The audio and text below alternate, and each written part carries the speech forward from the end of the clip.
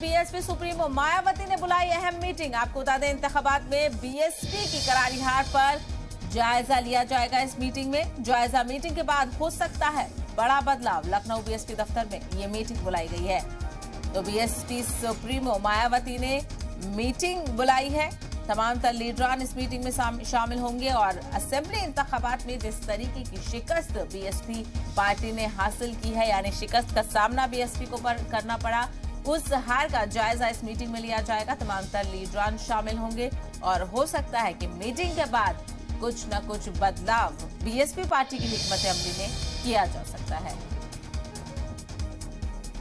तो आपको बता दें, बीएसपी सुप्रीमो मायावती ने एक अहम मीटिंग बुलाई है। इंतखाब में बीएसपी की हार पर इस मीटिंग में जायजा लिया जाएगा और जायजा मीटिंग के बाद कोई बड़ा फैसला या बड़ा बदलाव किया जा सकता है।